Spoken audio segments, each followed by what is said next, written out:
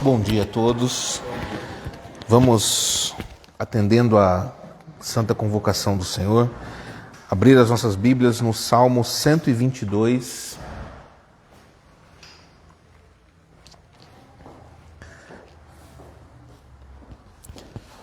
Salmo 122. Assim diz a palavra do Senhor.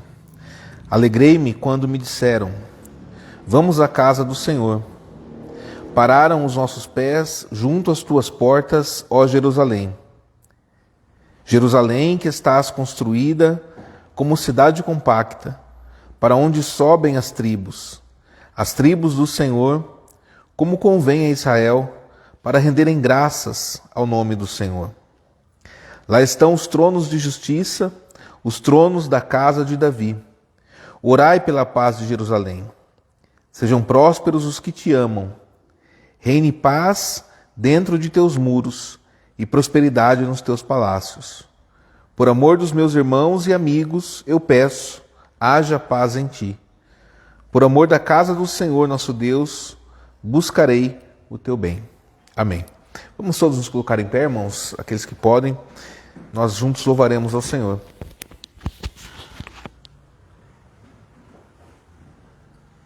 Alegrei-me quando me disseram: vamos à casa de Deus. Nossos pés pararam junto às portas, teus portais, Jerusalém, construída bem compacta, onde as tribos vão subir, pois convém a Israel.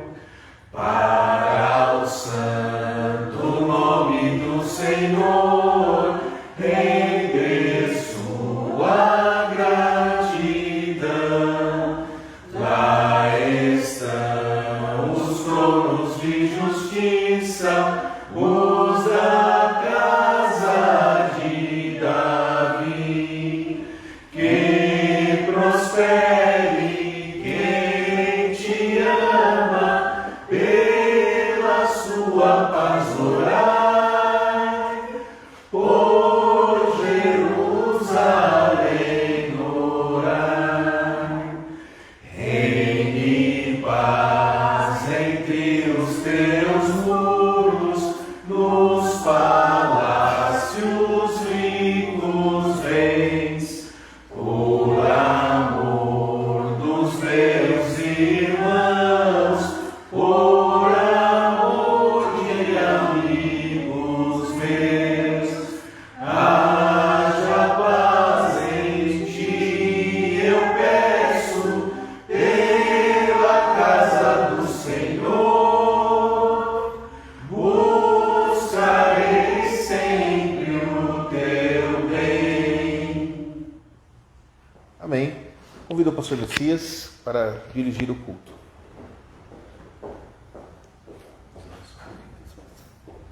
Bom dia, irmãos. Convido a amada congregação para uma oração de invocação. Busquemos a presença do nosso Deus, pois a Ele prestaremos este culto nesta manhã. Oremos. Pai santo e eterno, Deus sublime e santo, Deus justo, reto, bom, gracioso, Deus misericordioso, Senhor dos exércitos, Deus de toda a carne, Deus de toda a humanidade, Deus criador dos céus e da terra, único Deus vivo, único Deus verdadeiro. A Ti toda a honra e toda a glória, Deus, toda a homenagem, todo culto, todo louvor, a Ti devem ser prestados, porque somente o Senhor é Deus. E nós reconhecemos, Deus, Tua grandeza, o Teu senhorio, nós reconhecemos que tudo pertence a Ti, e neste momento, Deus, somos agradecidos pelo imenso privilégio de podermos nos reunir em santa comunhão para cultuarmos o Deus Criador, o Rei do Universo, o Senhor Deus que é Senhor de toda a terra. Reconhecemos, portanto, que somos falhos e pecadores, e para isso, Deus, necessitamos da Tua graça e do Teu perdão. Por isso lhe pedimos sinceras desculpas por sermos pecadores, por sermos falhos, e lhe pedimos, Deus, que o Senhor nos restitua e nos conceda a bênção do Teu perdão, para que possamos seguir, ó Deus, prestando este culto a Ti. Pretendemos realizar um culto que seja verdadeiro, que seja fiel ao que o Senhor determinou na Tua revelação, na Tua santa palavra. Para tanto, necessitamos da Tua ajuda, rogamos o auxílio do Espírito Santo, que nos ajude a cultuá-lo como convém, que nos ajude a cultuá-lo como a Sua palavra nos ordena. Confiando, Deus, na Tua graça, na Tua misericórdia, no Teu perdão e no Teu amor, seguimos com este culto, onde somente o Senhor será glorificado. Muito obrigado pela Tua graça e amor. Receba todo o nosso louvor e adoração. E pelo Teu favor, Deus, nos instrua com a Tua santa palavra. No nome santo e poderoso de Jesus é que nós oramos. Amém. Irmãos, vamos ao voto da nossa fé. Amada Igreja do Senhor Jesus Cristo, onde está o nosso socorro? O nosso socorro está em o nome do Senhor, Criador dos céus e da terra. Graça a vós outros e paz da parte de Deus, nosso Pai, e do Senhor Jesus Cristo. Os irmãos podem assentar-se. Convido a amada Igreja para a leitura da lei. Livro do Êxodo, capítulo 20. Observaremos a santa lei de Deus.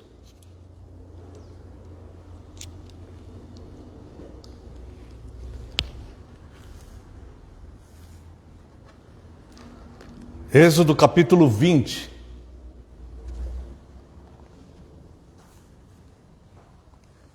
Se os irmãos quiserem repetir em voz alta quando chegar a partir do primeiro mandamento, os irmãos poderão fazer isto. Então falou Deus todas estas palavras: Eu sou o Senhor teu Deus, que te tirei da terra do Egito, da casa da servidão. Eis o primeiro mandamento: Não terás outros deuses diante de mim. Não farás para ti imagem de escultura, nem semelhança alguma do que há em cima nos céus, nem embaixo na terra, nem nas águas debaixo da terra. Não as adorarás, nem lhes darás culto, porque eu sou o Senhor teu Deus, Deus zeloso, que visito a iniquidade dos pais nos filhos, até a terceira e quarta geração daqueles que me aborrecem. E faço misericórdia até 1000 gerações daqueles que me amam e guardam os meus mandamentos. Não tomarás o nome do Senhor teu Deus em vão, porque o Senhor não terá por inocente o que tomar o seu nome em vão. Lembra-te do dia de sábado para o santificar. 6 dias trabalharás e farás toda a tua obra, mas o 7º dia é o sábado do Senhor teu Deus. Não farás nenhum trabalho, nem tu, nem o teu filho, nem a tua filha, nem o teu servo, nem a tua serva, nem o teu animal, nem o forasteiro das tuas portas para dentro. Porque em 6 dias fez o Senhor os céus, a terra, o mar e tudo o que neles há, e ao 7º dia descansou. Por isso o Senhor abençoou o dia de sábado e o santificou. Honra teu pai e tua mãe, para que se prolonguem os teus dias na terra que o Senhor teu Deus te dá.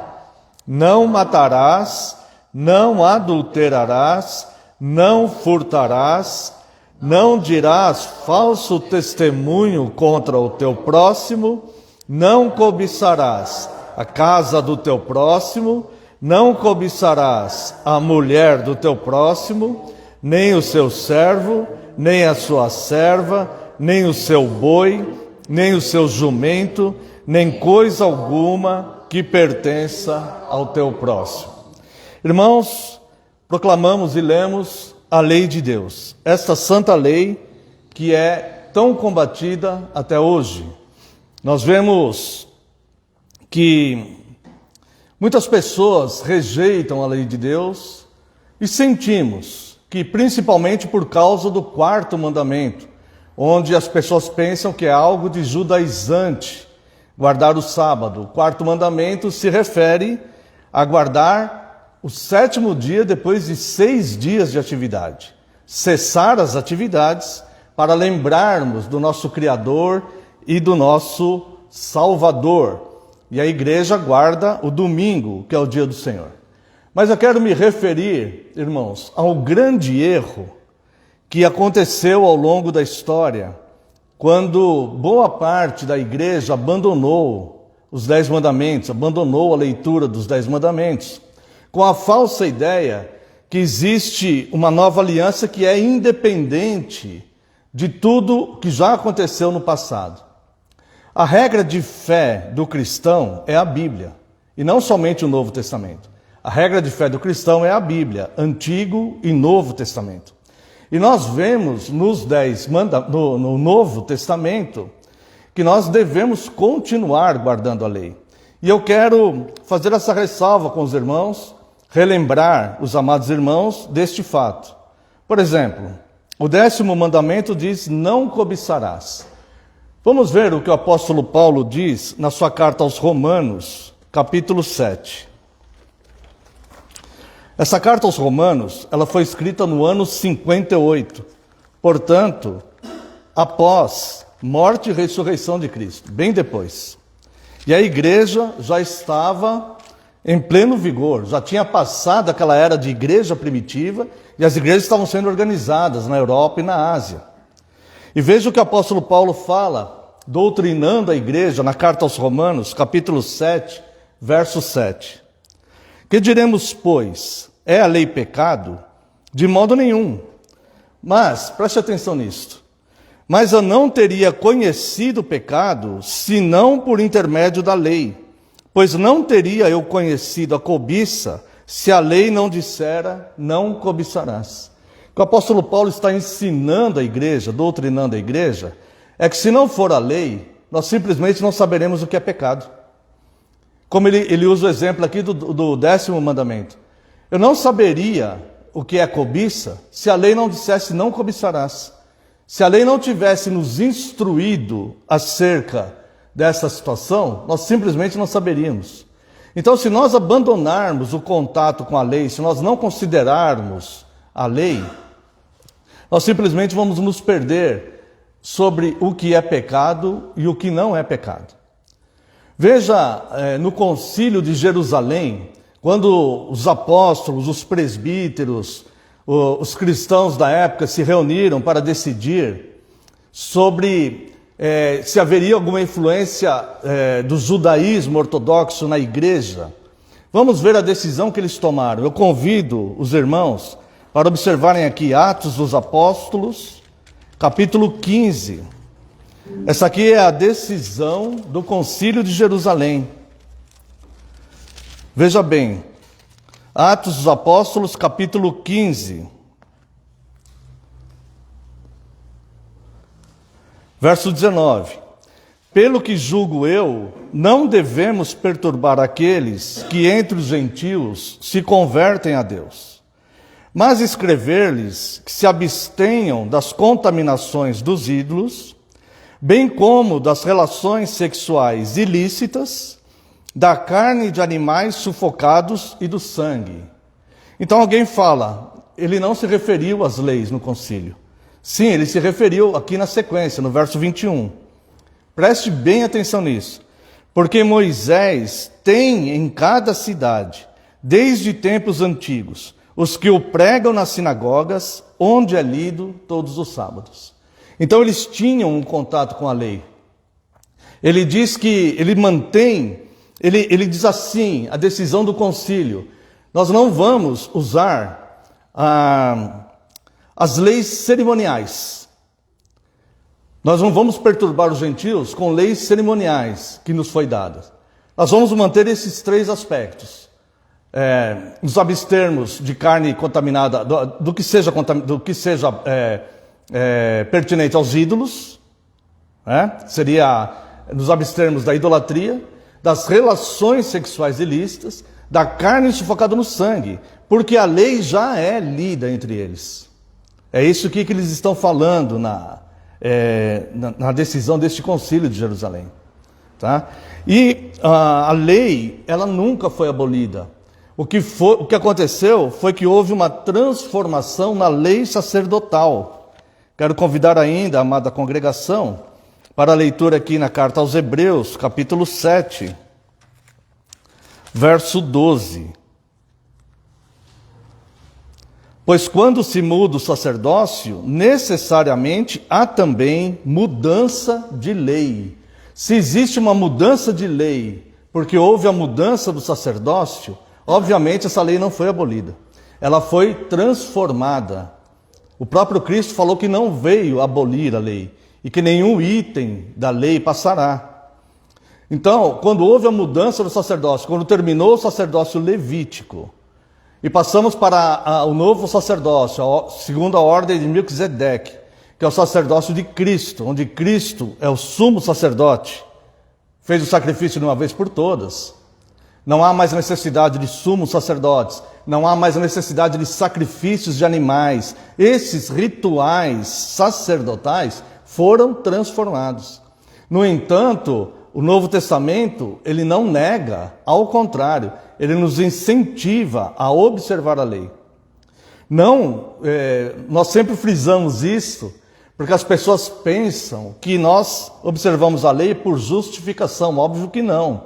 A lei ela é fraca e ineficiente para justificar. Não só a lei, tudo é fraco e ineficiente para nos justificar. Até as nossas boas obras, até a nossa boa intenção, até as nossas boas escolhas, elas são frágeis e ineficientes para nos justificar diante de Deus. Somente Cristo nos justifica diante de Deus. Somente o sacrifício de Cristo nos justifica diante de Deus.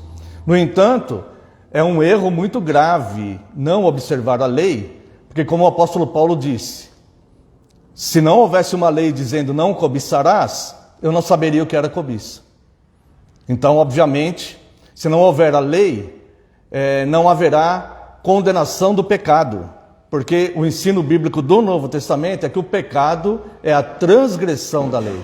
Então é por isso que os apóstolos, quando decidiram no concílio de Jerusalém, eles falaram, a lei já tem quem leia, toda semana é lida essa lei, toda semana. Tá? Então, irmãos, que nós possamos meditar acerca disto, não nos deixar influenciar pelo pensamento de muitos que entendem que nós não devemos observar a lei. Se nós não observarmos a lei, fatalmente nós vamos pecar, porque perdemos o contato com o que Deus diz o que é pecado. Pecado é o que Deus diz que é pecado, e não o que eu acho apenas que é pecado, mas sim o que Deus diz que é pecado, né? Então nós devemos ter bastante cuidado com essas coisas, né? E refletirmos sobre isso, tá? E na leitura da lei, se porventura nós lembramos ou pensamos em algum pecado que cometemos que não foi confessado, convido a amada congregação, aqueles que quiserem, a fazer uma oração silenciosa de confissão, enquanto eu farei uma oração em voz audível.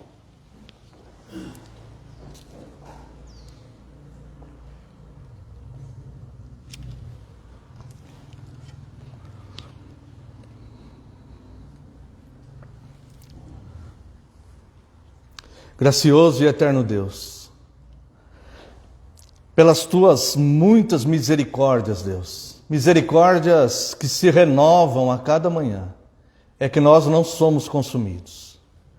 O Senhor, que é um Deus misericordioso, que ama aqueles a quem o Senhor chamou, a quem o Senhor enviou seu próprio Filho para se fazer um de nós, para cumprir a parte da aliança que o homem não conseguiu cumprir, para substituir Adão como representante federal, agora o representante federal do teu povo, da tua igreja.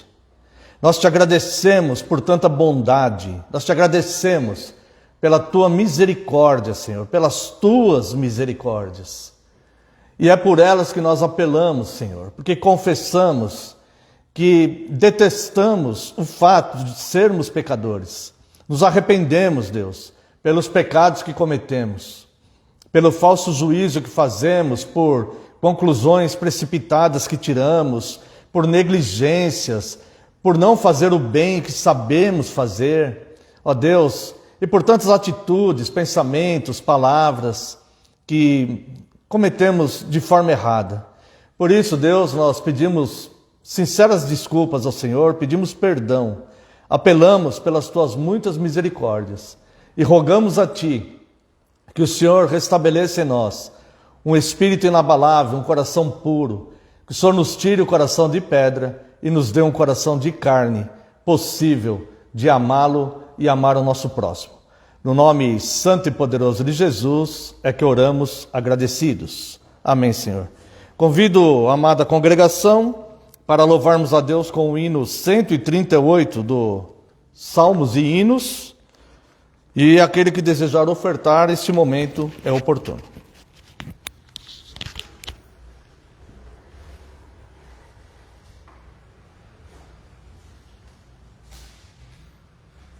Achei um bom amigo, Jesus o Salvador, o escolhido dos milhares para mim. Dos vales é o lírio, o forte mediador, que me purifica e guarda até o fim. Consolando amado, meu protetor do mal, na solicitude minha toma-se. Dos vales é o lírio, a estrela da manhã, o escolhido dos milhares para mim. Levou-me as dores todas, as mágoas entreguei, nele tenho firme abrigo em tentação. Deixei por ele tudo, os ídolos queimei, ele faz-me puro e santo coração.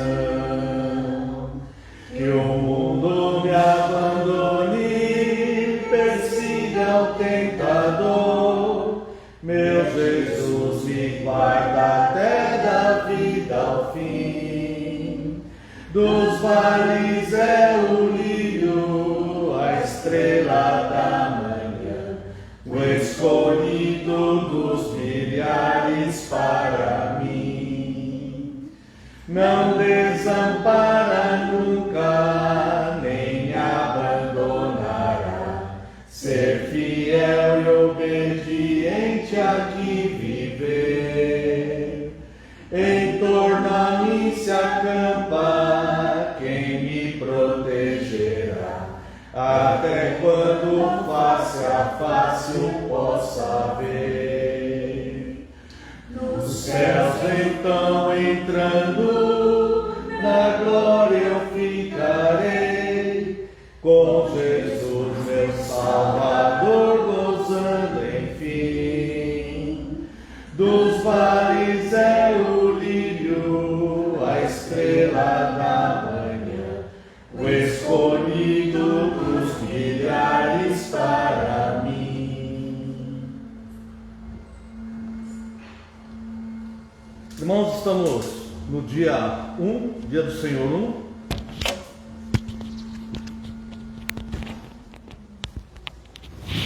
Estamos no dia do Senhor 1 do Catecismo de Heidelberg, eu convido os irmãos para a leitura do Dia do Senhor 1.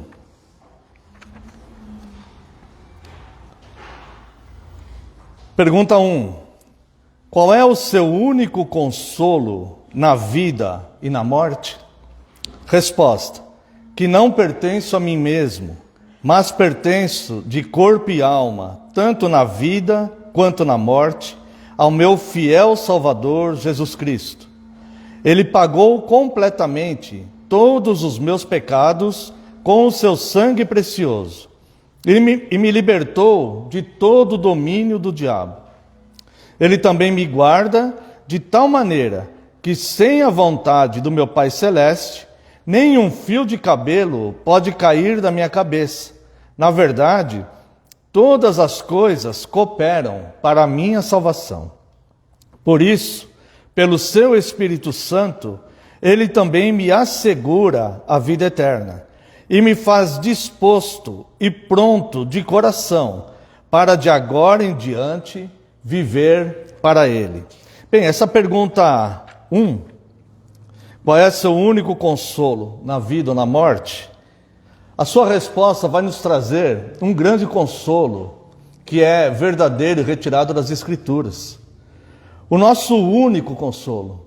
E por que único? Porque não há necessidade de um outro. Nós não precisamos de vários consolos. O nosso único consolo na vida ou na morte, ele é eficaz e suficiente.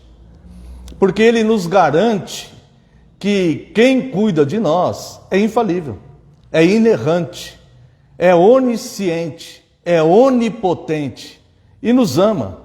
E preparou boas obras para que andemos nelas. Preparou o envio sacrificial de seu Filho para nos salvar. Preparou um lugar no porvir, onde habitaremos eternamente em delícias, alegria e paz. Alegrias e paz intensas. Então é aquele cuja palavra sustenta o universo. Então nós temos um consolo eficaz. Nós temos total consolo.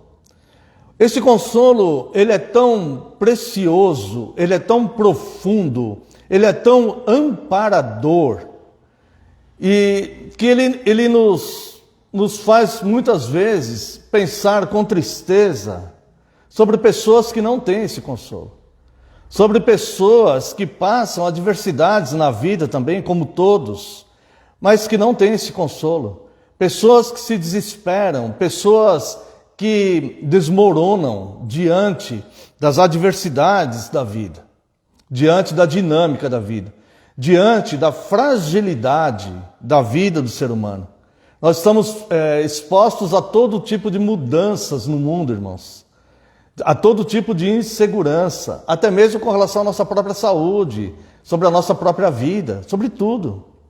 Então, este consolo de Deus, ele é precioso demais para nós. Porque nós temos esse consolo na vida ou na morte. Porque sabemos que nenhum fio do nosso cabelo cai sem que Deus permita.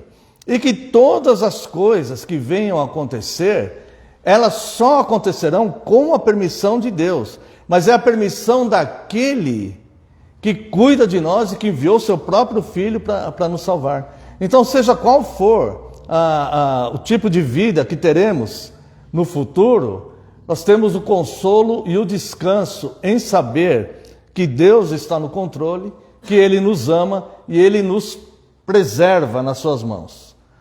Há que se lamentar alguém que duvide dessa soberania e dessa capacidade eficaz do nosso Salvador de nos manter salvos. Porque essa salvação, ela não depende de nós mesmos, mas ela depende daquele que nos salvou. E aquele que nos salvou é capaz de nos manter salvos e de nos conduzir para o seu reino de glória. A pergunta 2, ela vai nos fazer sentido todo o restante do catecismo que estaremos estudando ao longo do ano, né? Vamos um ano estudando novamente o catecismo. E a pergunta 2, ela vai ensinar como será esse catecismo que estaremos estudando ao longo do ano. O que você precisa saber para viver e morrer nesse consolo. Tudo que nós precisamos saber para viver e morrer nesse consolo vai estar explanado aqui nessa resposta de forma superficial, forma genérica, e será abordado ao longo dos outros 51 dias do Senhor, que estudaremos, se Deus nos permitir, ao longo deste ano que se inicia. Ano de estudo catequético, né? Que se inicia hoje, tá?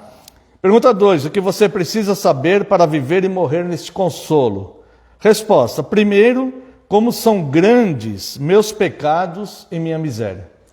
Se o ser humano não entender como é grande os seus pecados e as suas misérias, ele não vai entender o consolo de Deus. Ele vai sempre achar que os outros estão errados e ele está certo. Ele sempre vai achar que Deus lhe deve favores, que Deus tem que abençoá-lo, como se Deus fosse devedor dele. Então é necessário entender os nossos pecados e misérias, para que nós possamos realmente reconhecer que grande graça que Deus proporcionou a nós, enviando seu Filho Jesus Cristo. Segundo, de que modo sou liberto de todos os meus pecados e miséria? Nós precisamos entender então qual foi o modo que Deus usou para nos libertar dos nossos pecados e misérias, de nos salvar. E aí então nós vamos começar a entender,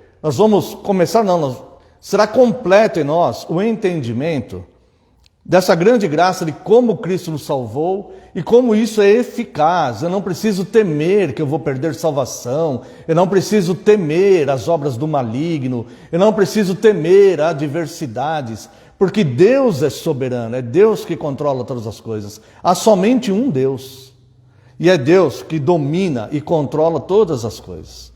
Sabendo disto, como é grande os meus pecados e miséria, como que Deus fez para nos libertar desse pecado e miséria, a nossa resposta certamente será gratidão a Deus. E nós tentamos ser fiéis a Deus, estarmos fiéis na Santa Comunhão, estudarmos a palavra de Deus, vivermos nos padrões da fé cristã, não por outro motivo, mas somente por gratidão. Nós seguimos a Cristo por gratidão pelo que Ele fez por nós, que é o terceiro. De que modo devo ser grato a Deus por tal libertação? Então, nos próximos domingos, hoje nós vimos que nós temos um grande consolo, um consolo que é verdadeiro, eficaz e não precisa de outros. Ele é infalível. E agora vamos aprender ao longo do ano como são grandes nossos pecados e miséria, de que modo sou liberto de todos os meus pecados e miséria, e de que modo devo ser grato a Deus por tal libertação. Então eu convido toda a amada congregação para fielmente ao longo do ano estudarmos com afinco, nos aprofundarmos nessas doutrinas bíblicas, e também aqueles que estão tendo contato conosco, convidamos que participe conosco ao longo do ano, aprendendo a usufruir e descansar nesta grande graça que Deus nos concedeu. Nosso único consolo na vida ou na morte é saber que não pertencemos a nós mesmos, mas pertencemos a Deus. Quero convidar a amada congregação para louvarmos a Deus com o hino 117b, o Salmo 117b.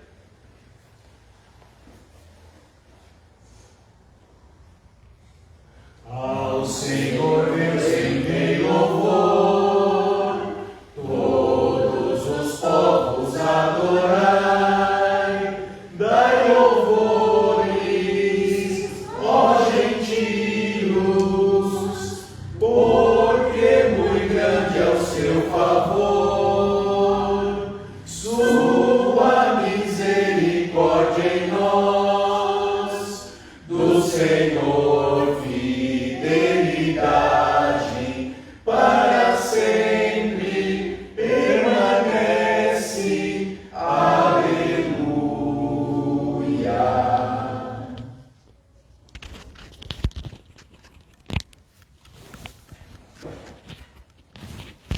Convido a amada congregação para a leitura do profeta Isaías, capítulo 1. Leremos dos versos 1 ao verso 9. Profeta Isaías,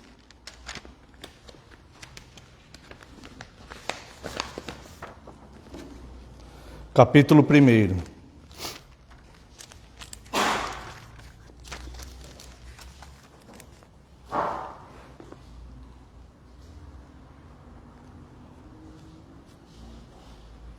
Diz assim a santa palavra de Deus. Visão de Isaías, filho de Amós, que ele teve a respeito de Judá e Jerusalém, nos dias de Uzias, Jotão, Acás e Ezequias, reis de Judá. Ouve, ó céus, e dá ouvidos, ó terra, porque o Senhor é quem fala. Criei filhos e os engrandeci, mas eles estão revoltados contra mim. O boi conhece o seu possuidor, e o jumento o dono da sua manjedoura. Mas Israel não tem conhecimento, o meu povo não entende. Ai desta nação pecaminosa, povo carregado de iniquidade, raça de malignos, filhos corruptores. Abandonaram o Senhor, blasfemaram do Santo de Israel, voltaram para trás. Porque a vez de ainda ser feridos, visto que continuais em rebeldia? Toda a cabeça está doente, e todo o coração enfermo. Desde a planta do pé até a cabeça, não há nele coisa sã, senão feridas, contusões e chagas inflamadas, umas e outras não espremidas, nem atadas, nem amolecidas com óleo. A vossa terra está assolada, as vossas cidades consumidas pelo fogo, e a vossa lavoura os estranhos devoram em vossa presença, e a terra se acha devastada, como numa subversão de estranhos. A filha de Sião é deixada como choça na vinha, como palhoça no pepinal, como cidade sitiada.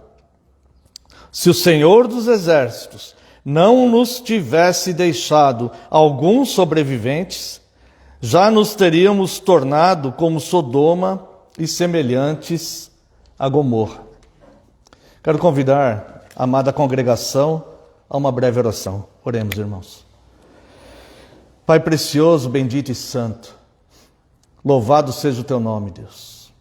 Toda a glória a ti, Senhor. Estamos neste momento de culto, Deus, diante da tua santíssima palavra, com todo o temor, ó Deus, com todo o respeito e reverência. E queremos, Senhor, aprender do Senhor, ó Deus. Aprender os seus caminhos, aprender os seus mandamentos, entender a sua vontade, entender a sua ação misericordiosa na vida do povo, Deus. Nós queremos aprender do Senhor, para aplicarmos nas nossas vidas, Deus, a tua sabedoria, o teu conhecimento, a tua graça, a tua bondade, Deus. Por isso, Senhor, nós lhe pedimos neste momento, Senhor, que teu Santo Espírito venha nos iluminar para entendermos essa palavra revelada. Eu lhe peço perdão pelas minhas falhas e pecados. E neste momento, Senhor, eu clamo a ti, que eu diminua, que eu desapareça, Deus, e só prevaleça a tua palavra, Senhor, porque a tua palavra é a verdade. No nome santo e poderoso de Jesus Cristo é que oramos. Amém, Senhor. Amada Igreja do Senhor Jesus Cristo, venho vos proclamar Cristo, a solução de Deus para a enfermidade causada pelo pecado da humanidade. O profeta Isaías, tratando com a nação, começa a sua peregrinação profética falando do pecado de Judá e também de Jerusalém. Quero analisar aqui com os irmãos o verso 1. E observe também pela quantidade de reis o ministério profético é medido aqui pelo tempo que os reis reinaram, né? Veja como foi longo o ministério de Isaías. Mas vamos ver aqui o verso 1. Visão de Isaías, filho de Amós, que teve a respeito de Judá e Jerusalém. Nos dias destes reis, olha que ministério longo, Uzias, Jotão, Acás e Ezequias, reis de Judá. 4 reis. Por isso é considerado um dos profetas maiores, que teve um tempo longo no seu ministério, além da intensidade das suas profecias. E falando então sobre o pecado de Judá e de Jerusalém, ele começa então a apontar a consequência desse pecado. Mas antes de apontar as consequências do pecado, ele ainda fala algo interessante. Ele invoca algo interessante aqui. Ouve, ó céus, e dá ouvido à terra. Essa palavra, essa profecia de Isaías, ele chama como testemunho os céus. Ele dá a palavra à terra, aos moradores da terra, e chama como testemunha os céus, o reino dos céus. Porque está sendo manifesto, está sendo proclamado para o povo advertências contra o pecado. E também devemos lembrar, não está aqui propriamente explícito nesse texto, mas Isaías tornou-se o maior profeta messiânico, o que mais falou acerca de Cristo antes da vinda de Cristo, antes da primeira vinda, né? Então ele chama os céus como testemunha das suas profecias, da sua profecia que ele começa a partir daqui. Então ele fala, ouve os céus e ouve a terra, chamando os céus como testemunha. Então ele começa a profetizar, e ele começa justamente fundamentando a sua profecia no próprio Deus. Ele diz, porque o Senhor é quem fala. E veja o que Deus falou para Isaías ser o porta-voz de Deus para as pessoas. E nós devemos nos comover com isto. Nós devemos nos sensibilizarmos com isto aqui. Porque é o Senhor quem fala. E o que Deus fala? Criei filhos e os engrandeci, mas eles estão revoltados contra mim. O boi conhece o seu possuidor, e o jumento o dono da sua manjedoura. Mas Israel não tem conhecimento, o meu povo não entende. Então, a primeira consequência do pecado, a primeira consequência que o pecado causa nas pessoas, é uma revolta injusta contra Deus. Esta é o primeiro passo, o primeiro sintoma da cegueira espiritual, o primeiro sintoma da morte espiritual que pode acontecer numa pessoa. O apóstolo Paulo aos Efésios, ele vai falar que estávamos mortos em delitos e pecados, mortos espiritualmente. O primeiro sintoma espiritual, de morte espiritual, é revoltar-se contra Deus. Não é possível imaginarmos uma injustiça maior do que essa. Nós podemos olhar para a nossa vida e muitas vezes nos sentir injustiçados com coisas. É verdade, mas não há injustiça maior do que o ser humano, a criação que Deus capacitou com intelecto, com inteligência. A injustiça maior é a revolta contra Deus. E essa revolta é injusta. E essa revolta é a primeira grande consequência de pecados. Depois aqui no verso 3, ele vai falar sobre a gravidade da escuridão da alma, que é a morte espiritual causada pelo pecado. Até os animais conhecem o seu dono. O morto espiritual não consegue reconhecer o seu Criador. Até os animais conhecem o seu dono. Quando eu chego na minha casa, minha cachorrinha faz festa para mim. Ela reconhece. Mas nós não conseguimos reconhecer o Criador de todas as coisas. O Salmo 24, verso 1, diz que a Deus pertence os céus, a terra, os que nela estão e tudo que nela contém. Deus é o dono, simplesmente, de todas as coisas. e nos criou homem e mulher com as suas próprias mãos. Mas a cegueira espiritual vai trazer revolta injusta contra Deus, a ponto de pessoas negarem a criação de Deus, negarem ser Deus, negarem o direito que Deus tem sobre toda a carne. Além dessa gravidade, nós vemos a causa descrita do pecado aqui, trazendo efeitos no corpo.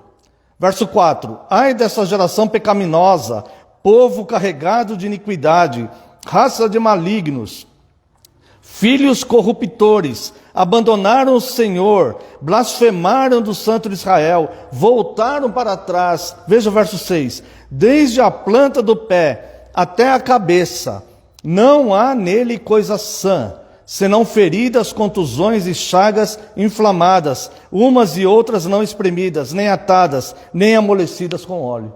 É assim que Deus vê um povo enfermo pelo pecado.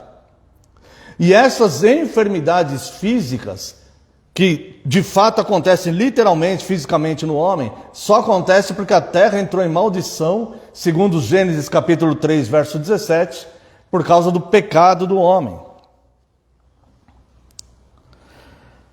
Além dos efeitos no corpo, os efeitos na terra, na cidade e na lavoura. Veja o verso 7. A vossa terra está assolada, as vossas cidades consumidas pelo fogo, a vossa lavoura os estranhos devoram em vossa presença, e a terra se acha devastada, como numa subversão de estranhos. Na vida espiritual, também há consequências disso, e aqui é representado por Sião, que representa questões espirituais. A filha de Sião, que é o povo de Deus, é deixada como choça na vinha, como palhoça no pepinal, como cidade sitiada. Isto porque o pecado faz separação entre o homem e Deus.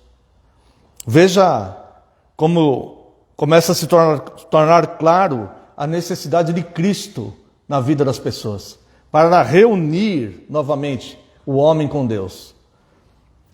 E as misericórdias de Deus, mesmo diante de tudo isso, que Deus fala: criei filhos, os exaltei, os engrandeci, aliás, criei filhos, os engrandeci, e eles se revoltaram contra mim.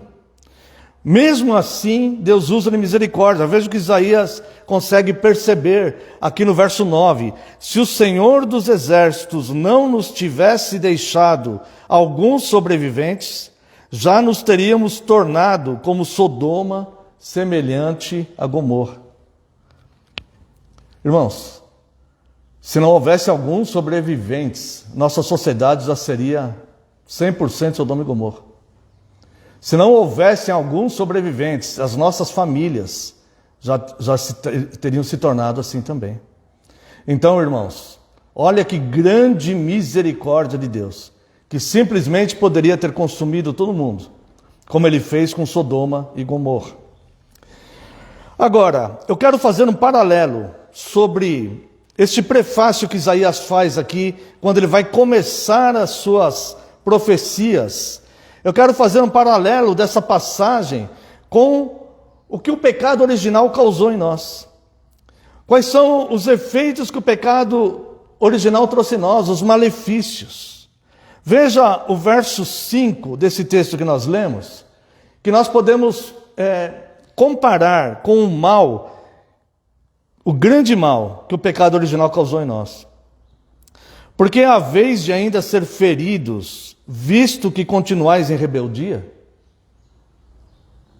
toda a cabeça está doente e todo o coração enfermo. Quando o homem pecou, por que ele continuou em rebeldia, se ele sofreu imediatamente as consequências da queda? Ele começou a sentir vergonha, percebeu que estava nu. A primeira consequência da queda foi envergonhar-se da sua própria natureza, envergonhar-se de si mesmo. Foi uma incompatibilidade mental com o que ele realmente era, porque o pecado e o mal não fazia parte daquela criação original. Então, quando o homem teve contato com o que ele era, que era puro, que era bom, ele olha para si mesmo, tanto o homem como a mulher, e ele fica envergonhado de estar nu. Ele perdeu a graça de Deus que estava sobre a vida dele. E agora então ele começa a rebelar-se contra a própria criação de Deus. Por que me fizeste assim? Porque ando nu. E ele começa a sentir vergonha de si mesmo. E aí, este pecado original, ele começa então a afetar a mente e o coração do homem. Esse paralelo que eu quero fazer aqui do verso 5. Porque ele ainda continuou precisando ser ferido ao longo das gerações. Se ele já de imediato percebeu que aquele mal, que aquela desobediência trouxe grande mal a ele. Porque o pecado é uma corrupção. É como uma ferrugem que se alastra, ele não vai parar, ele vai se alastrar. Se a pessoa se entregar ao pecado, se a pessoa abandonar as leis, se a pessoa abandonar a palavra de Deus, se a pessoa abandonar Cristo, se a pessoa se entregar ao seu próprio pensamento, às suas próprias vontades, ele vai corroer como uma ferrugem.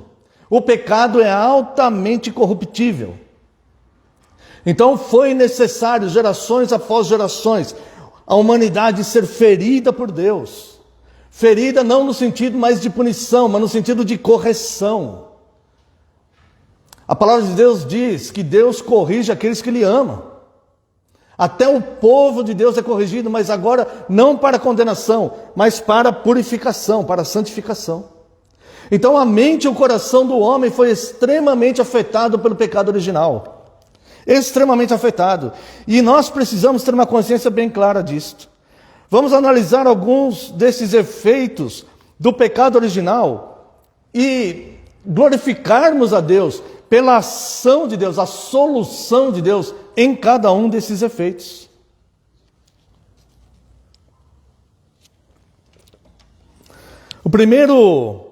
A primeira causa, o primeiro efeito, vamos dizer, a causa foi o pecado original. O primeiro efeito do pecado original foi que ele perverteu o intelecto do ser humano. O ser humano ficou como era a terra em Gênesis 1:2. Diz que a terra era sem forma e vazia, e havia trevas sobre a face do abismo, e o Espírito de Deus pairava sobre as águas. O homem, ele se tornou como era a terra no início da criação, ou seja, ele tornou-se uma criatura agora sem forma e vazia, mergulhado em trevas. O ser humano ficou exatamente como era a terra.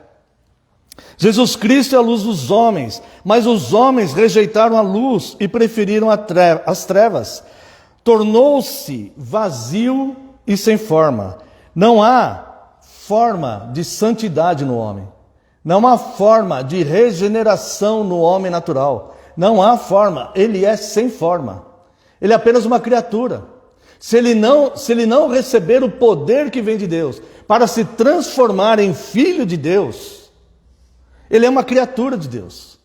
Mas uma criatura que é capacitada com o intelecto, mas esse intelecto foi corrompido e ele não glorifica a Deus com o seu intelecto. Antes, ele se rebela contra Deus. Ele se rebela, ele comete a injustiça da rebeldia contra o seu próprio Criador. Ele se vê insatisfeito, ele se vê nu diante de Deus. Ele se vê, por que essas coisas são assim? Se Deus é bom, por que essas coisas são assim? E eles começam com esses questionamentos curiosos acerca do Criador, nunca admitindo sobre si mesmo a culpa pelo próprio mal. Então, não há forma de santidade nele, a terra era sem forma. O homem, com o intelecto pervertido, não há forma de santidade nele.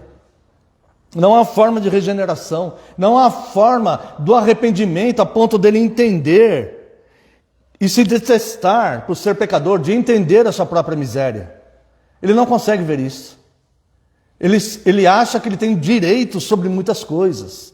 Ele se acha bom, ele acha que ele tem um coração bom, ele acha que ele é uma ótima pessoa. Ele se vê como ele deveria ver o próprio Deus.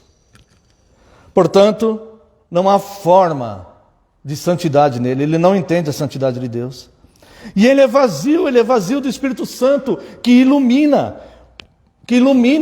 Cristo ele falou, Cristo a luz do mundo, ele falou, eu vou vos enviar o Espírito Santo, o Consolador, e ele vos ensinará todas as coisas. O homem natural, ele é sem forma de santidade e ele é vazio do Espírito Santo. Ou seja, ele vive em trevas. E havia abismos, a terra estava em trevas e havia abismos. E o homem em trevas, ele vai caindo de abismo em abismo. É por isso que a Bíblia diz, um abismo chama outro abismo. A corrupção do pecado, ela não para, ela não vai parar. Ela nunca vai parar, não existe freio. Por isso o homem necessita ser restaurado, ele precisa ter seu intelecto restaurado, porque o efeito do pecado original foi corromper o seu intelecto. O homem agora, ele só vai pensar com o pecado sobre a sua mente. Veja aqui, o próprio livro de Isaías, capítulo 5, versos 20 e 21. Veja como o intelecto do homem é corrompido. Ai dos que ao mal chamam bem e ao bem mal, que fazem da escuridade luz e da luz escuridade, põe o amargo por doce e o doce por amargo.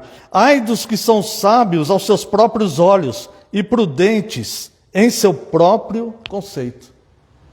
Ou seja, o homem vive em sofismas, acreditando que o errado é certo.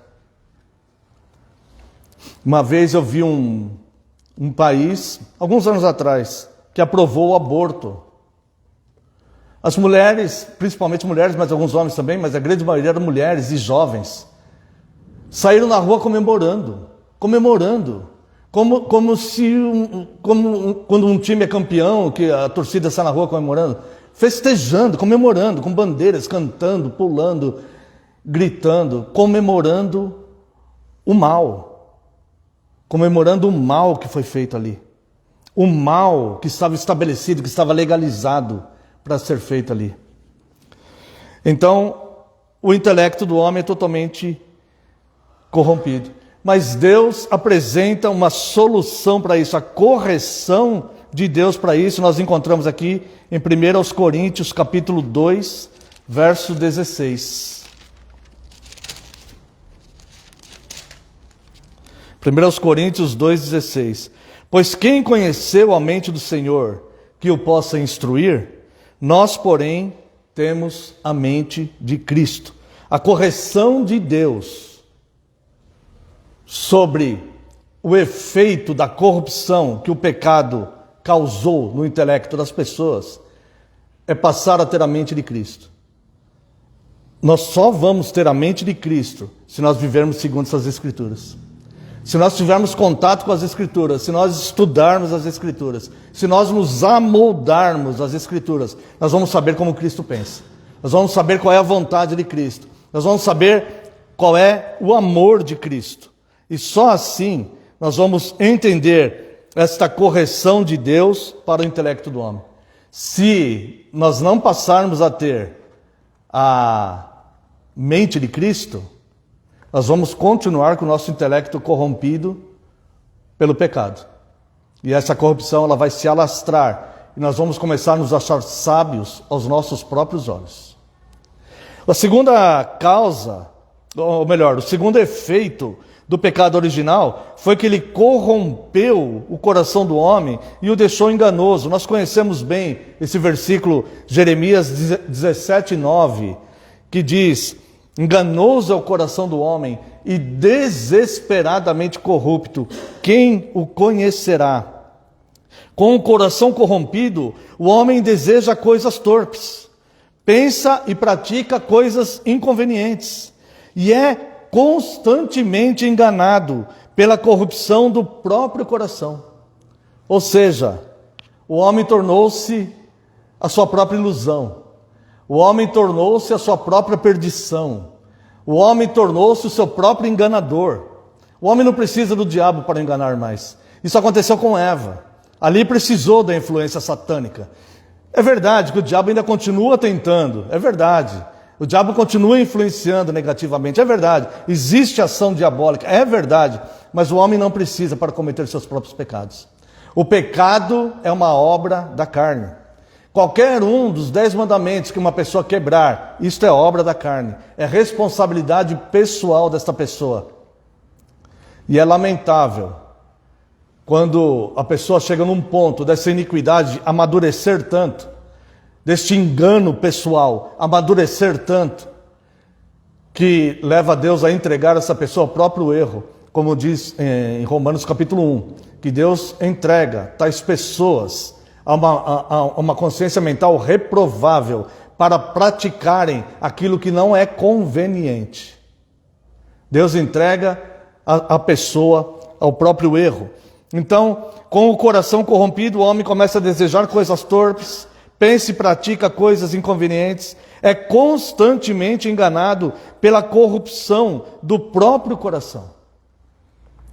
Mas Deus, como diz lá em Isaías, Deus manteve o homem vivo. E ali, Deus mantém alguns remanescentes. E a solução de Deus para algumas pessoas, né? Para aqueles que se voltarem para Deus, está em Ezequiel capítulo 36. Se os irmãos quiserem acompanhar. Profeta Ezequiel capítulo 36, versos 25 a 27.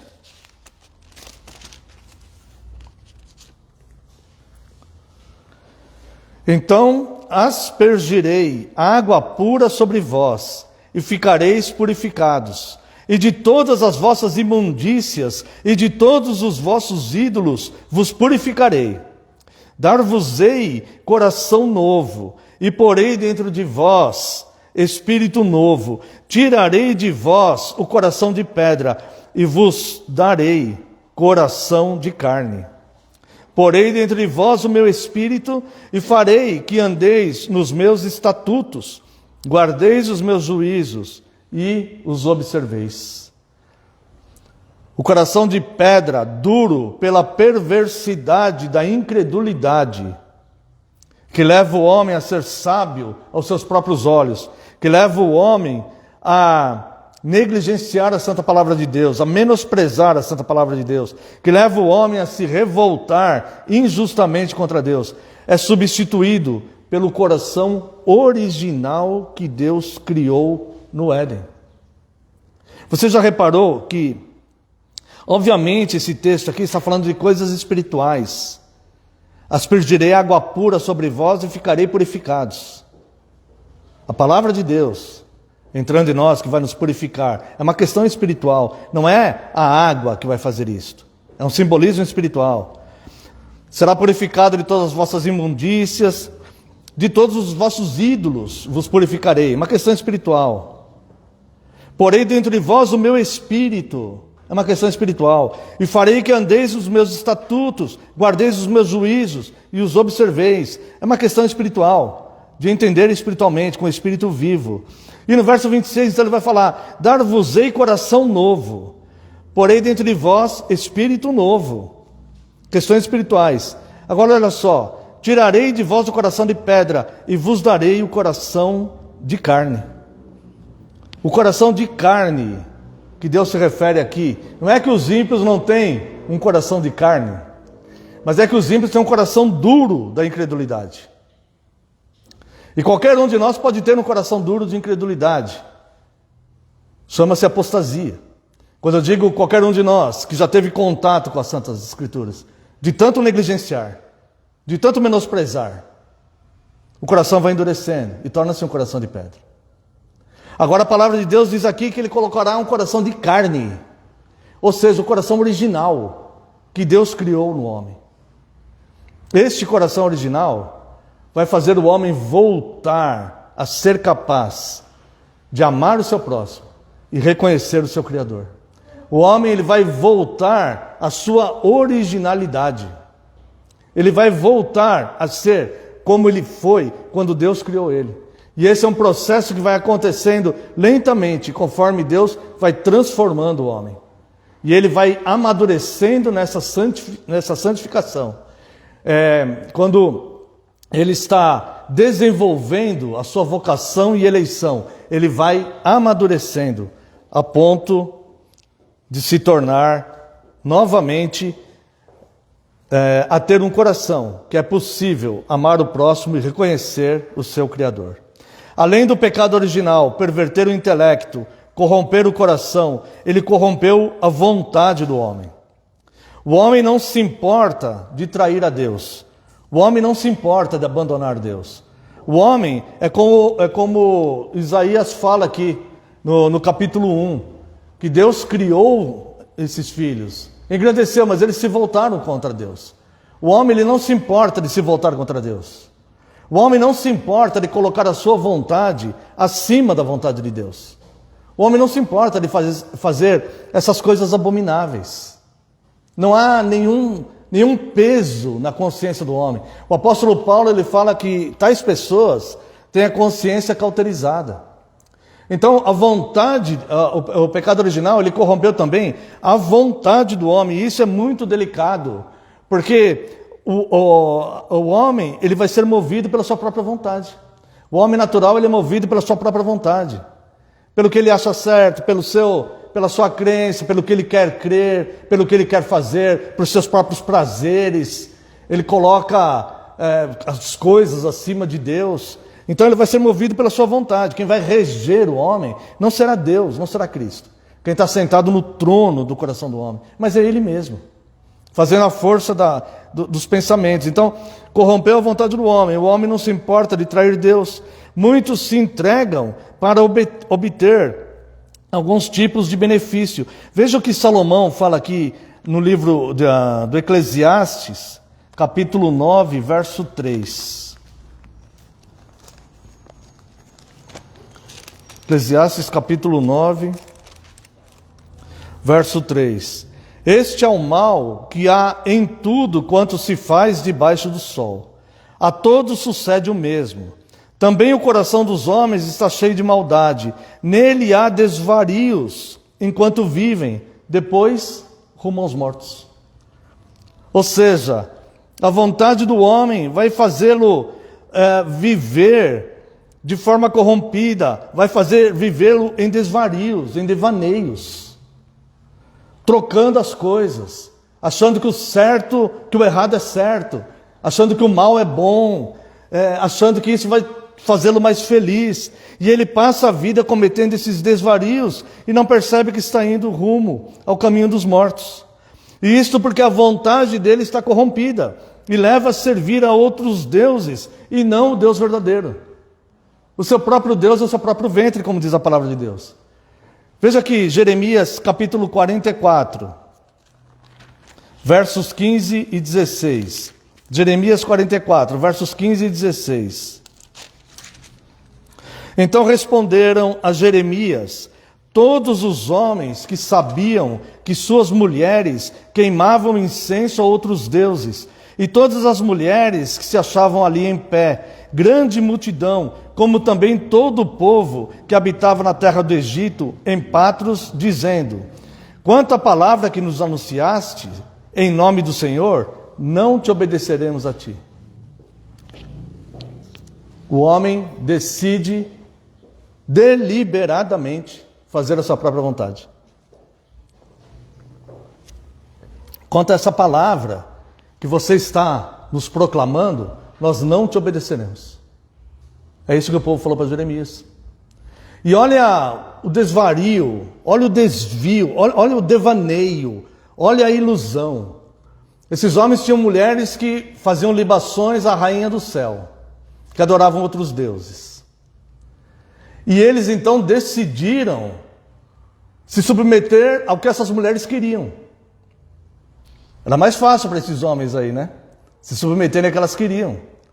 Porque elas falavam assim: enquanto nós estávamos oferecendo libações para a rainha do céu, nós prosperávamos e não acontecia o mal conosco. Mas quando nós damos ouvido para Isaías e nós vamos servir a Deus, aí acontecem coisas más. Então, nós não vamos ouvir o que nós não vamos ouvir o que Jeremias está pregando. Nós não vamos obedecer, porque nós vamos continuar oferecendo libações à rainha do céu, porque ela sim está nos fazendo bem. Ela sim está nos dando prosperidade e ela sim não está permitindo que o mal nos venha. Ou seja, a rainha do céu é um ídolo, mas quem é o ídolo maior? O próprio bem-estar dessas pessoas.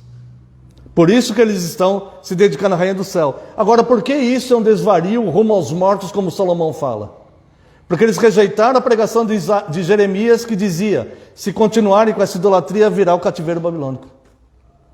E eles falaram assim: não, nós não vamos obedecer você, porque essa idolatria está nos fazendo bem. Escolheram o desvario.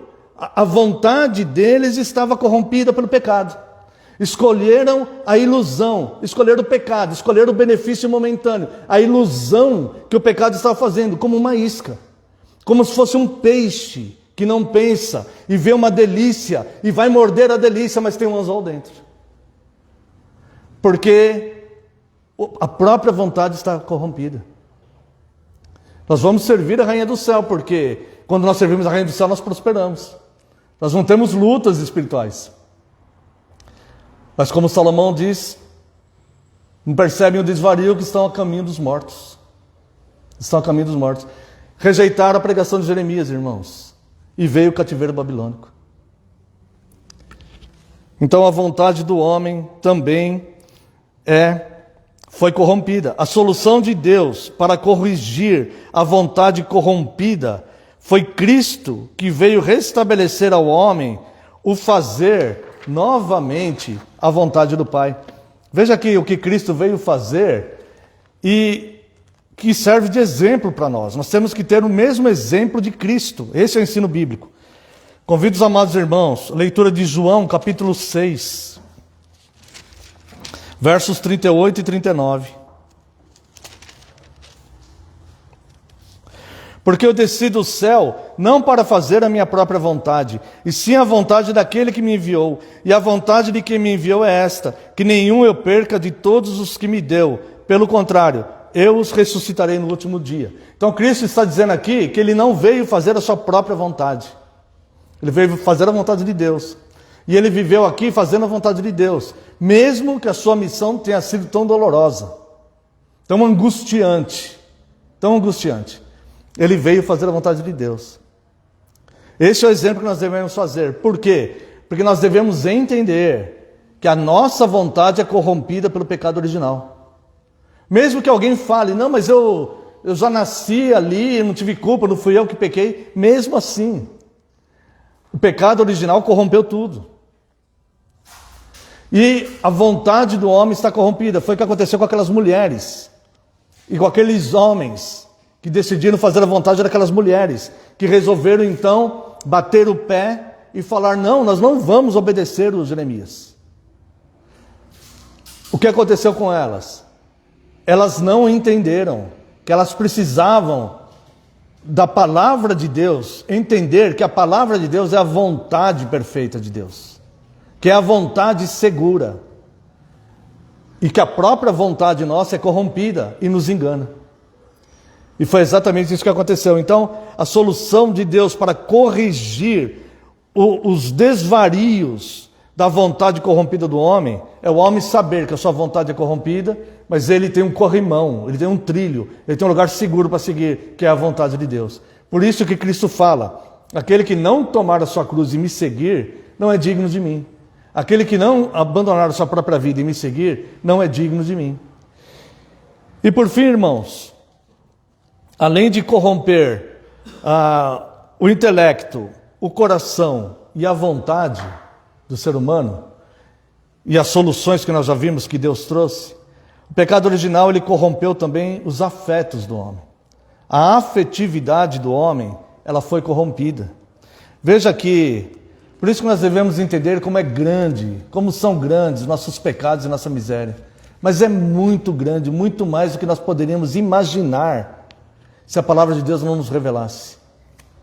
É muito maior a nossa miséria espiritual e os nossos pecados. Eles têm de fato que nos condenar mesmo, porque é muito maior do que nós poderíamos supor, porque aos nossos olhos nós somos bons. Aos nossos olhos, todos nós, aos nossos olhos nós somos bons. mas são grandes os nossos pecados e misérias.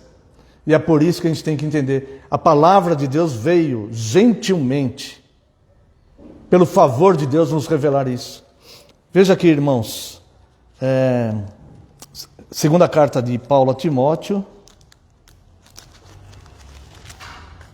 capítulo 3, verso 4. Traidores, atrevidos, enfatuados, mais amigos dos prazeres que amigos de Deus. A afetividade do homem foi de tal forma corrompida que ele tornou-se mais amigo dos seus próprios prazeres do que amigo de Deus. Você consegue entender, você consegue ver profundidade nisso aqui? Será uma frase só que está escrita aqui na Bíblia, que a gente lê e fala, nossa, puxa, mas você consegue penetrar nisso aqui, se aprofundar nisso? Mais amigo dos prazeres do que amigo de Deus. Isso corrompeu tanto a afetividade do homem, que nós podemos ir mais longe. O homem se tornou mais amigo dos seus prazeres do que amigo de Deus. O homem tornou mais amigo dos seus prazeres do que amigo da sua mulher. O homem tornou-se mais amigo dos seus prazeres do que amigo da sua esposa, do seu marido. O homem tornou-se mais amigo dos seus prazeres do que amigo dos seus filhos. Você já viu casos que passam muitas vezes em televisão, de mulheres que deixaram filhos pequenos, ainda incapazes, fechados numa casa e foram tomar cerveja com alguém? Um namorado, com um rapaz que conheceu. Já ouviu falar disso? Isso aqui é a afetividade corrompida, que torna a pessoa mais amigo de prazeres do que amigo dos valores. É até difícil, né? Para nós pensarmos, como deixar o meu filhinho ali sozinho, porque a afetividade foi corrompida. Então, todos os valores de Deus, a pessoa ela é mais amiga dos seus próprios prazeres do que as coisas de Deus, irmãos. Isso é profundamente lamentável. E nós não vemos solução para isso, porque como restaurar isso? Como restaurar isso? O homem estaria inevitavelmente perdido, mas se não fosse a misericórdia de Deus em manter algum remanescente, foi a misericórdia de Deus que manteve algum remanescente. A solução de Deus para corrigir essa corrupção da afetividade do homem, que tornou-se mais amigo dos prazeres do que amigo de Deus, perdeu a amizade com Deus. Foi o próprio Cristo.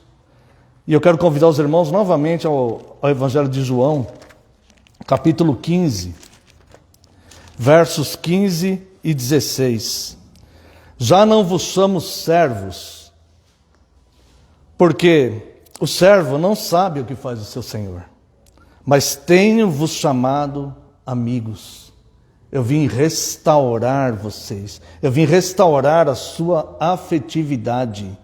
É por isso que eu vou comer com pecadores, é por isso que eu fui na casa do Zaqueu, é por isso que as pessoas me criticam, porque eu como e bebo com pecadores. É por isso, porque eu vim buscar não os sãos, mas eu vim buscar os doentes.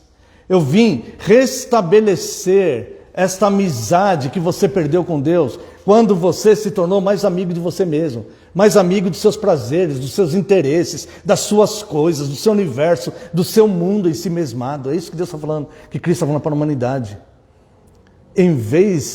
Entenda essa graça. Não, irmãos, eu estou exigindo demais, porque não dá para entender de fato, não dá. Não dá para entender essa graça. Em vez de nos punir como merecíamos ser punidos e condenados, Ele se fez um de nós, para sofrer dores como nós, sofrer tentações, injustiças. Ele veio aqui para nos tornar amigos dele, para restabelecer essa afetividade, para nos fazer novamente amigos de Deus. Realmente não dá para entender essa graça, essa misericórdia imensa de Deus. Vamos continuar.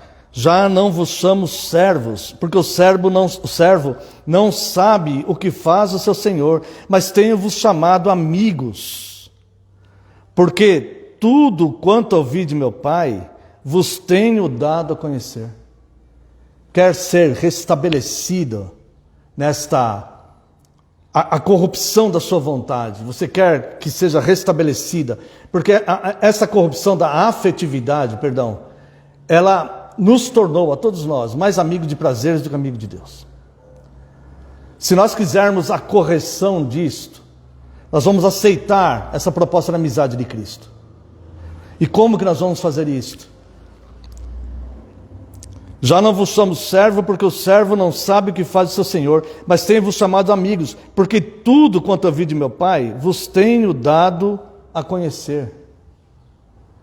Então, um amigo, o que marca, o que sela uma amizade, é a fidelidade. Essa fidelidade, ela só é possível quando um sabe coisas sobre o outro. Só é possível assim, a fidelidade numa amizade. Porque se você tem uma amizade com uma pessoa que você não sabe nada a respeito da vida dela, né? Mas se você tem uma amizade com uma pessoa que você sabe coisas da vida dela, mas você é fiel àquela amizade, né? Só assim que essa amizade pode ser madura e selada. Então Cristo fala, eu vim, vou chamar vocês de amigos, porque tudo que eu ouvi do meu Pai eu estou falando para vocês. E essa amizade vai ser selada quando nós olharmos essas escrituras aqui, irmãos. É o caminho que nós temos. De toda essa restauração, toda essa correção que o pecado original causou em nós, toda essa restauração.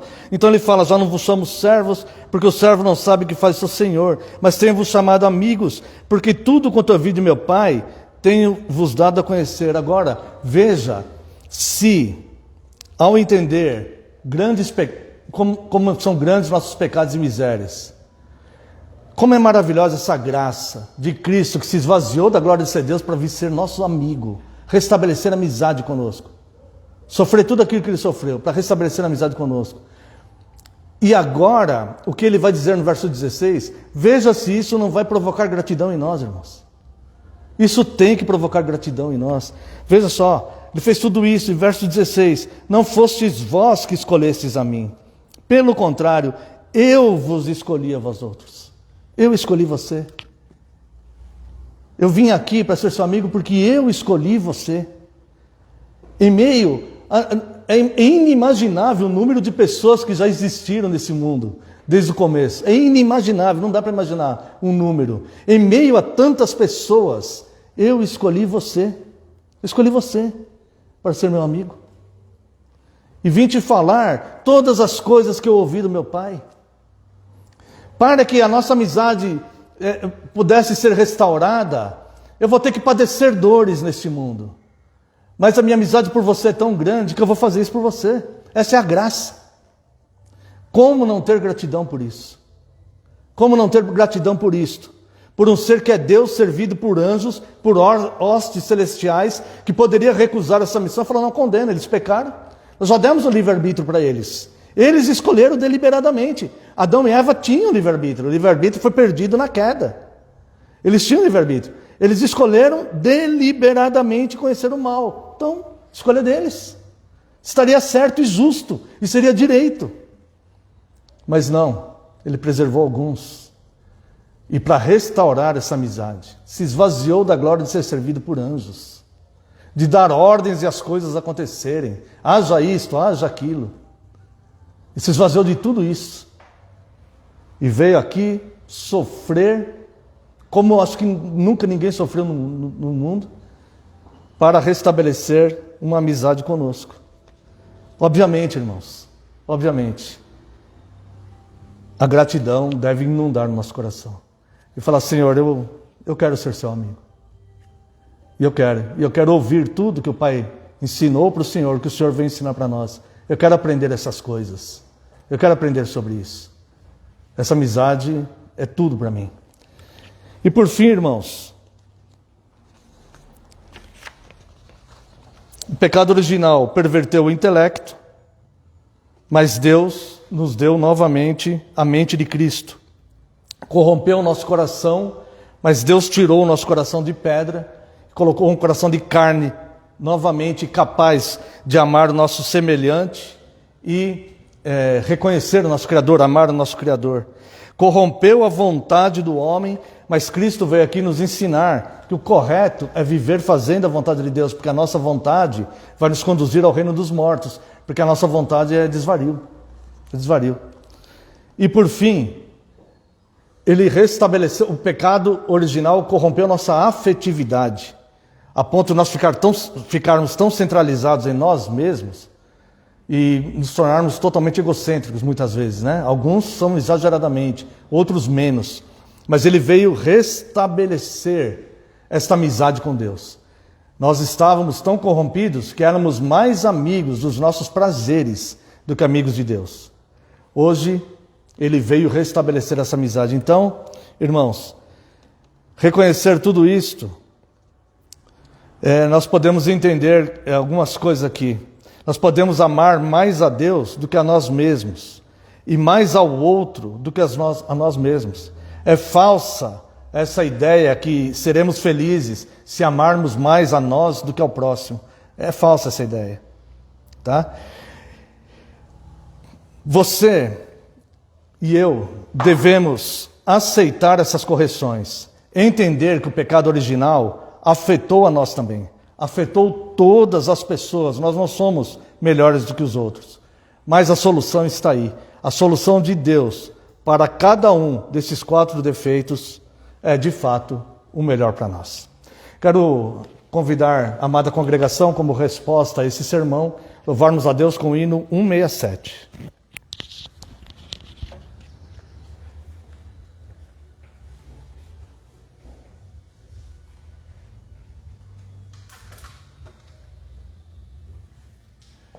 Meu pecado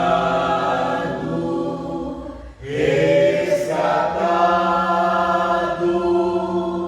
foi na cruz por teu amor, e da morte triste sorte me livraste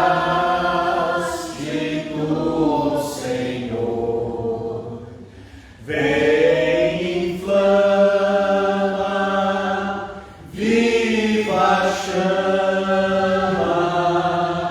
em meu peito, bem sem fim. Eu te adoro, sempre imploro, ó Jesus, habita em mim. Se hesitante, vacilante, ouço a voz do tentador. Tu me guias, me auxilias e me tornas vencedor. Vem, inflama, viva chama em meu peito, bem sem fim. Eu te adoro, sempre imploro, ó Jesus, habita em mim. Convido a amada congregação que se coloque em pé. Estaremos fazendo uma oração de encerramento. Após a oração, a bênção. Então estará encerrado o nosso culto de hoje. Oremos. Pai gracioso, eterno e santo, Deus de amor, muito obrigado, Senhor. Muito obrigado porque o Senhor providenciou soluções para todos os efeitos que foram causados pelo pecado original. Muito obrigado, Deus, porque o Senhor é um Deus grande, poderoso e que demonstrou um amor incondicional, muito grande, inimaginável por cada um de nós. Muito obrigado pela tua graça e favor. Muito obrigado pela tua escritura, pela tua revelação. Muito obrigado por Cristo. Muito obrigado pelo Espírito Santo. Muito obrigado pelo Senhor, pelo seu amor. Despeça-nos em segurança, Deus. Se for da tua graça, dê-nos um domingo de paz e tranquilidade na tua presença. Permita, Senhor, que possamos nos reunir muitas outras vezes em torno do seu nome. A decisão que temos que tomar essa semana, Deus, que o Senhor seja presidente nisso, Deus. Não permita que algo que não seja da tua vontade seja feito por nós, Deus. Mas que nós só façamos o que for da tua santa vontade, Deus. Conduza isso para nós, Deus. Nós confiamos no teu amor e não queremos fazer nada que não seja da tua santa vontade. Pedimos também, Deus, que o Senhor, se for da tua graça, cure os enfermos que estão no nosso meio, estenda a mão aos tentados, traga paz aos aflitos. Abençoe, Deus, o estudo de terça-feira que pretendemos fazer, se o Senhor nos permitir. Abençoe, Deus, o culto que prestaremos ao Senhor, pelo aniversário da igreja também, se o Senhor permitir, ó Deus. Livra-nos de todo mal, abençoe a nossa nação, traga paz a Jerusalém. Oramos no nome santo e sagrado de Jesus Cristo, seu Filho amado. Amém, Senhor, e glórias a Ti. Receba bem, irmãos, que a graça do nosso Senhor Jesus Cristo, o amor do Deus Pai e a comunhão e as consolações do Espírito Santo sejam sobre vós, agora e para todos sempre. Amém e amém. Está encerrado, irmãos. Deus abençoe.